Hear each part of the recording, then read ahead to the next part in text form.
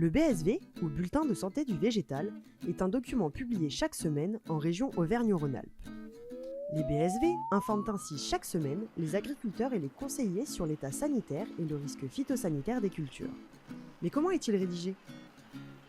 L'ensemble des BSV repose sur une première étape primordiale, les observations sur le terrain.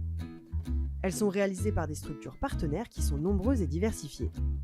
En Auvergne-Rhône-Alpes, plus de 100 structures regroupent des chambres d'agriculture, la Fredon, des instituts techniques, des lycées agricoles, des coopératives, des agriculteurs, des groupements d'agriculteurs bio et des entreprises de conseil indépendants.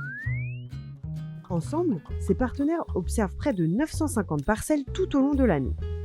Les observateurs participent également à la surveillance des organismes réglementés et émergents. 6 filières représentatives de la région sont ainsi observées. Grande culture, viticulture, arboriculture, maraîchage, horticulture pépinière et petits fruits rouges.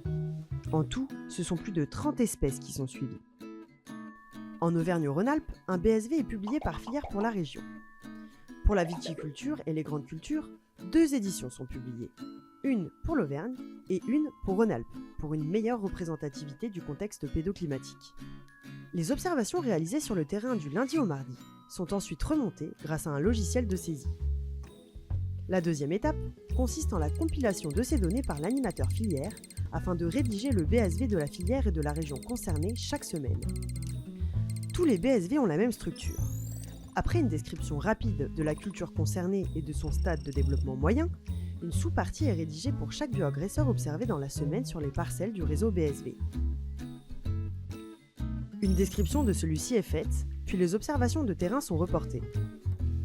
Le seuil indicatif de risque du bioagresseur est ensuite donné, avant de finalement faire une analyse de risque. Plus la pression sur le territoire est forte, plus le risque sera donné comme élevé.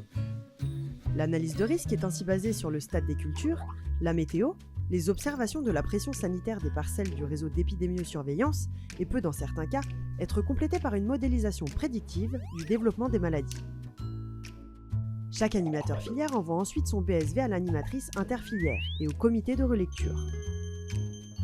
Ce dernier est composé de différents partenaires, dont la DRAF, qui veille au bon respect des règles de rédaction du BSV.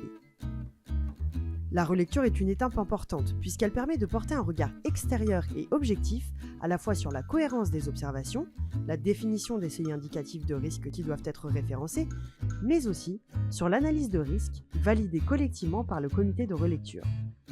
Une fois l'ensemble des BSV prêts pour parution, ils sont publiés sur les sites internet de la Chambre régionale d'agriculture Auvergne-Rhône-Alpes et de la DRAF Auvergne-Rhône-Alpes.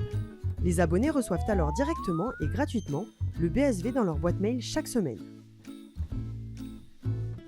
Les agriculteurs peuvent alors observer leurs propres parcelles tout en connaissant les pressions actuelles sur les parcelles du réseau d'épidémiosurveillance de leur territoire.